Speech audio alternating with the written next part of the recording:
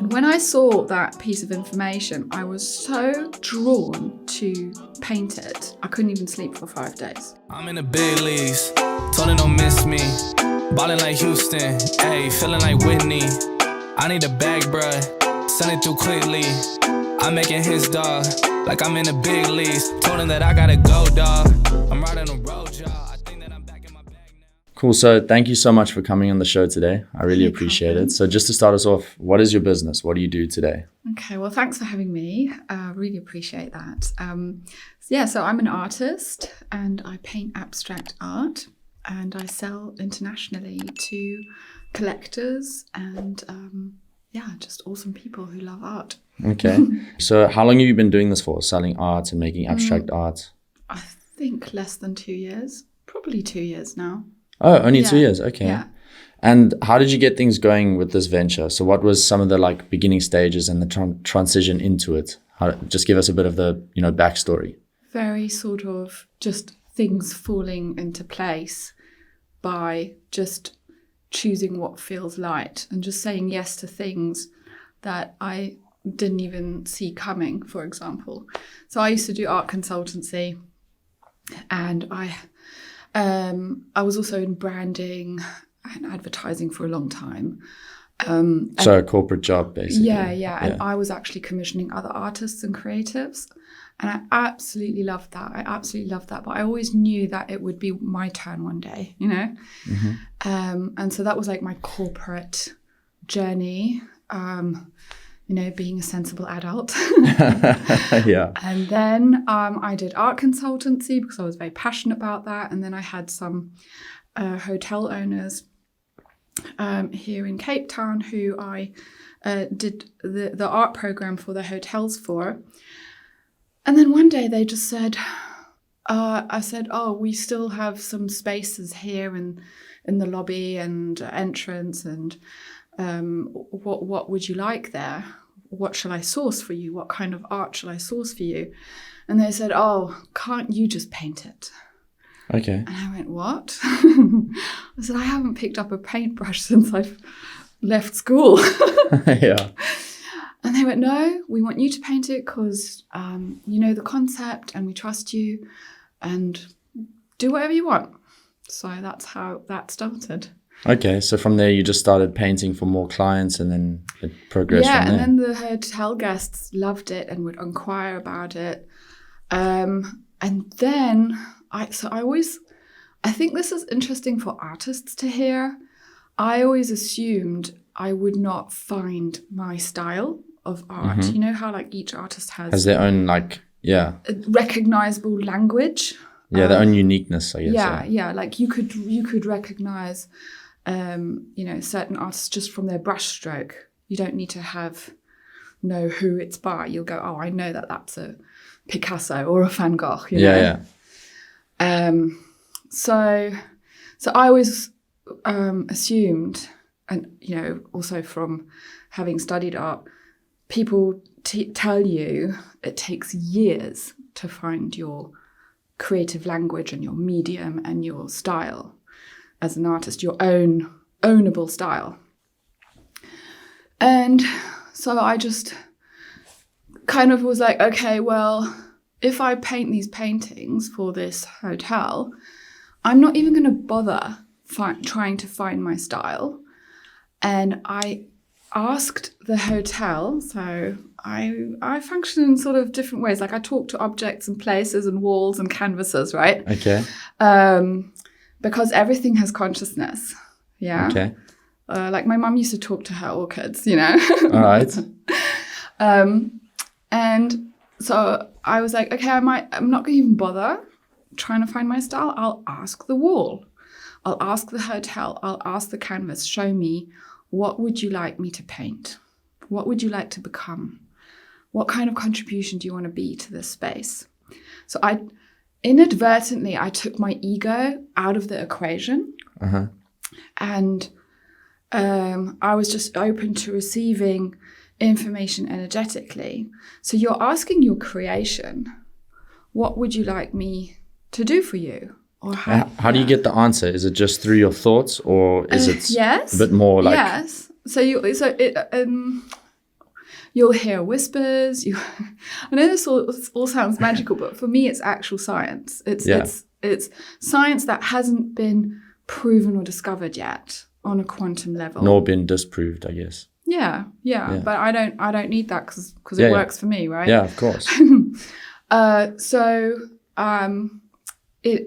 I would see holographic images, colors, and shapes appear on the canvas. So it appears. And by the way, Nikola Tesla, right, the inventor of the, what is it, dual currency kind of, I don't know what the terminology is, but he's like this famous inventor. He played with energy a lot. And he would, the way he received his ideas, like he wrote in a letter once to a friend of his, he said, I just see things holographically appear in front of me. They become so tangible, they look so tangible that it could fool me into believing it's real. But when I put my hand out, he said, it's just thin air. Yeah, there's nothing. Yeah, so there. He was just receiving from information from another dimension. Okay, so that informs your art and your style. Yes. Yeah, so it just literally, by just putting my ego to the side. So even if you don't see holographic images, even if you don't hear whispers, the concept is still the same thing. You put your ego aside and you ask your creation, what's the best thing I can do next? What's the best thing I can do next? Like step by step by step. Yeah. Okay. Yeah. That's very interesting. I'm sure we'll get a bit more into it further into this conversation. Yeah. So just in pursuing any personal venture, you're going to need an initial investment, right? This one sounds a bit very, very unique. Did you need any kind of initial investment to get started with? Well, I had to buy my materials and... so I guess it's relatively inexpensive compared to, yes. normal businesses to start up, or? Yes, but there was a bit of a sacrifice as well, because this all happened, like the real kickoff happened right before COVID. So my branding clients just all dried up. Like these were people who had been around, like my regular clients, for 10 years or so. So that was because of COVID? In the run up to it, I guess I also lost interest in doing that. And so energetically, I was maybe like pushing it away, and also asking for something else to come along, and trusting that process instead of worrying about not having money, right? So that all dried up, and I kind of knew it was opening up a space for something else. And then I saw something online that inspired me to paint something. And I'm not going into the detail as to what it is, because that's not what it's about. This is more about the process and how this might inspire your listeners. And when I saw that piece of information, I was so drawn to paint it. I couldn't even sleep for 5 days. Really? I could not. And I contacted the guy and and one thing led to another, and I started to paint it. And when I started to paint it, so when you're talking about investment, I bought the paints, I bought the canvas. COVID had literally just started, and I had, I had savings, but I had no other income for months and months. Yeah. But it didn't worry me. I don't even know why. I just was trusting the process. I kind of knew, this is leading me somewhere, and I'm just going to go with it. Yeah. Yeah. You just kind of knew that it was the right path to follow. You didn't need to worry about it. It was almost like I had no choice. It was so pulling me like a magnet in that direction. Yeah. And on that, in business, you put that initial investment in, and then you obviously expect to see some returns on your investment in your business. Yeah. Have they, I don't want you to tell us specifically what the returns have been, but have they been what you expected, but slower than expected, exceeded expectations? More than I can possibly imagine. Really? Okay. Faster than I can possibly imagine. Like, just insane, really. I never even knew that was possible. Okay. And when we talk about investment, I never thought that painting a painting would lead me to starting a business. Yeah. Not in a million years. I'm sure as an artist, okay, I don't know for sure because I'm not an artist myself in this respect, but I know the general vibe is pursuing a arts career or even like music or that kind of, creative career. It's like people say there's not a lot of money or it's a difficult industry to make money in. Was that something you experienced in your own, like some resistance you experienced in your own career, wanting to pursue a career in art, or not so much? Well, actually, by dealing with a lot of artists and creatives, not just artists, but also photographers and people, when I was in the branding and advertising industry, you would see people were struggling, or people when I studied art would say, or even when I was a kid, they'd say, "Oh, you're so creative. Here's one good word of advice: don't ever become an artist." Really? Because you're going to be poor and eat baked beans for the rest of your life. Beans on toast. So listen to me and don't do that. Like, basically they were saying, listen to me and don't follow your talent. Yeah, play it safe or get a corporate job or wherever the case. Yeah, or there's the stigma attached to artists are always struggling and poor. If you buy that lie, you could pick it up from society that is true and real. But what if it isn't your reality? What if that's not your reality? What if those are old stories and you're just going to do it differently? Or because if your mindset doesn't buy that story, you're not being that vibration. It's not becoming real for you. It does. Yeah. If your thoughts and your mindset don't project that out into the universe, then you're not being that vibration and you're being a different vibration. You're like, well, that's not my reality. What if I can? What if I can hit the ground running and it just flies? Would you say it's quite similar to this idea of manifestation? Absolutely. It sounds like it's quite, I haven't heard manifestations talk about energy and stuff, but it still sounds like it's quite running in parallel, I think, like the big entrepreneurs that we hear of, it doesn't matter, whether they're billionaires or successful in other ways. I believe they have this mindset or vibration naturally in them. They might not necessarily be able to explain it, but it's there. Yeah. I've gone and learnt all those things by doing manifestation courses and energy courses from lots of different modalities. So I can definitely give you some pointers on that. Where's a nice place to start? But I believe they do that naturally, and by learning these different modalities, I've sort of noticed, when I listen to an interview by, I don't know, Elon Musk or whoever, I can tell, he's already got that. It's already programmed into him. He's already functioning like that. Yeah. But you can learn it. You can totally learn it, and you can do it consciously. Like, basically, you're reprogramming your mind, your mindset, and your vibration, and you're just like unbelieving all the bullshit that society has taught you about artists don't know how to run a business, or they're good at art but they're rubbish at running a business, or things about money. A lot of people have limitations about money. Well, what if money is there for your body to have fun in this reality? And when you realize that money is for your body, you can start talking to it and you can invite it into your life. And you can also pull the energy of money through your creations. Okay. Well, that's very interesting stuff. It's definitely new to me. But it has accelerated, how I create and also how I receive and how I contribute. Yeah. It's also about what's your bigger mission? Yeah. And I'm sure it's led to, a faster progression of your business in general. Oh yeah, so fast that I'm the one catching up with my business. Okay. Like it's a nice problem to have. Whoa, I don't know how to, this is Yeah, that's a nice problem to have. So I know you said you've only been doing this for about 2 years. But would you consider it your passion? Like, could you see yourself doing this for the rest of your life? Oh, yeah. Or is there something else you'd rather there's do? like other things, like the whole energy coaching. I'm very passionate about that, but I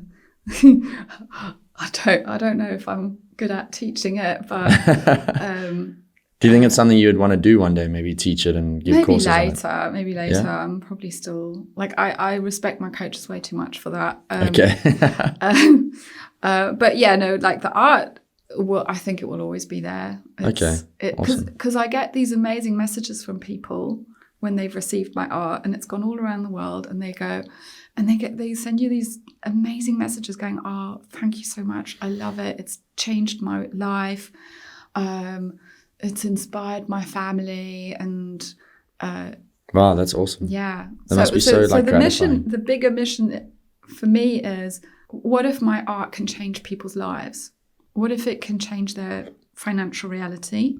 If they one day want to sell my art, what if my art becomes so valuable that it will change their reality? Like, how can I contribute through my art all around the world and inspire people and change their lives? Yeah. It's not necessarily about the money. Yeah, for me, of course. There's a bigger purpose totally. behind it. Of and course. that's the energy from which you create. So if you're just chasing the money, you haven't got your why.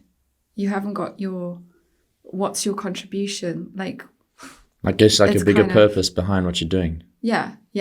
But the universe responds to that. Yeah. I got you. And in your business as an artist, what is one of the biggest challenges or hurdles you faced along the line or in getting started? Good question.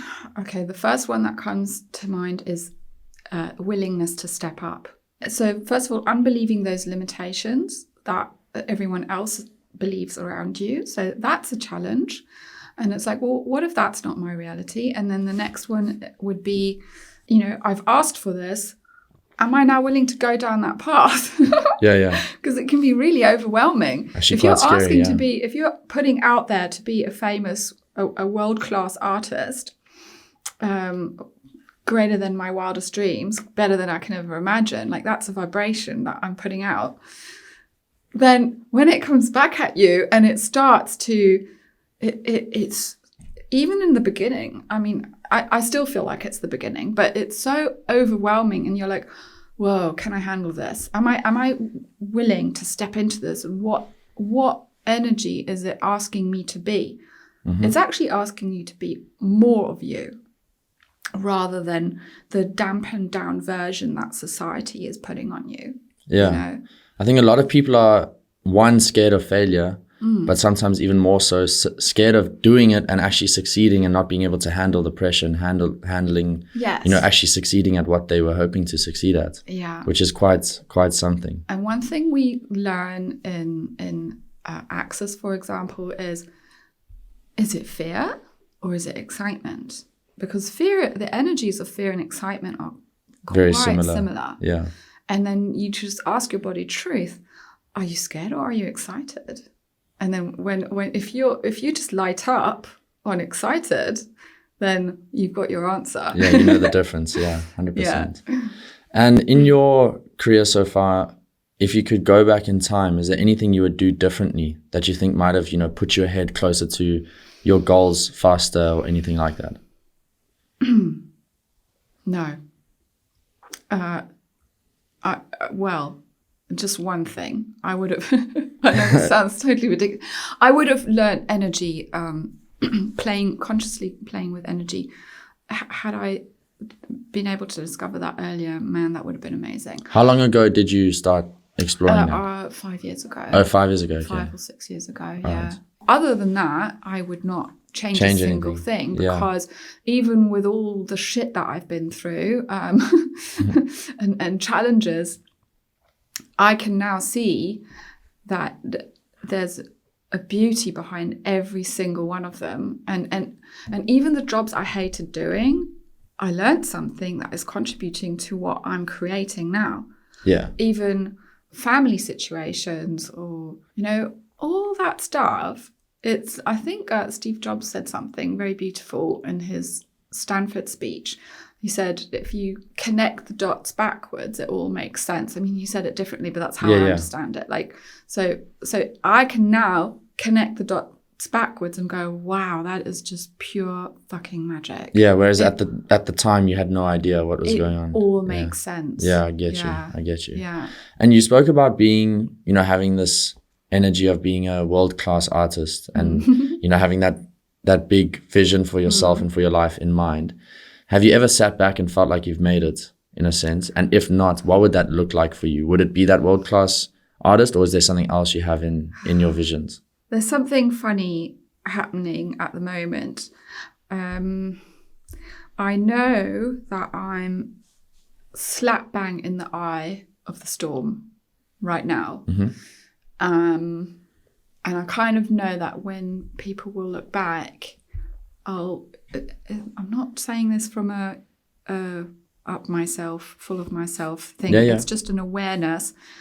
People will look back and they'll go, this was the group of artists who was relevant at that time in history. So I can feel that, and it's a really strange sensation. But I don't feel like I've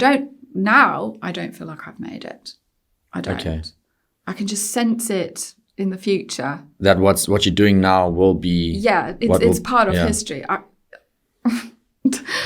don't know how or why, but I can just feel it. All right. Yeah. And just in closing the podcast, what is one message you would want to give to a young entrepreneur or a young artist? Yeah. I guess like a success nugget or just a word of advice to them in getting started or pursuing their venture. Never ever compare yourself to anybody.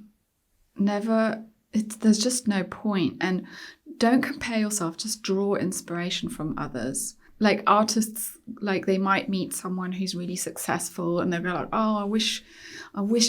If you do it from the energy, poor me, you're not creating more. But if you go, wow, I like what that person has created, how they've sort of excelled, I'll have some of that energy. And what you're doing then is you're recognizing that energy and you're not separating yourself from it. Do you know what I mean? So you're not going, oh, poor me, that doesn't happen to me. Well, what if it does happen to you? And what if you can just, it's like, muscle memory when you're doing like a workout. Yeah. And let's say you haven't done it for a while, but then you go back and your body just knows. I call this energy memory. Okay. So energy or energetic memory is like, what do I desire? What does that feel like? This is manifestation 101. What do I desire? What does it feel like? Go into the energy of it. If you recognize it in someone else, go, wow, I like that. I'll cut myself a slice of that. I'll have that. Because energy never runs out, but you can recognize the different vibrations. Yeah. And just go, I'll have that. What would it be like if I be that energy? For myself, yeah. You ask to be it. Every day, just a few minutes, and then watch your life change. It will just freaking change like magic. Awesome. So just before we sign off, where can people find you in your business? Any Instagram handles or websites or? Okay. So my Instagram? No, my Twitter. My Twitter handle is @RadarRayne, RadarRayne. Okay. And that's all you need. Cool. Perfect. Thank you so much once again for coming on the show. I really appreciate it. What is up, you absolute weapons? Thank you for watching and listening to None of Your Business. If you haven't already, please subscribe to our YouTube channel. And if you want to follow us on Instagram, TikTok, Twitter, and all of those beautiful places, you can find the links in the description below. I hope you enjoyed this episode. Until next time. Like I'm in a big league.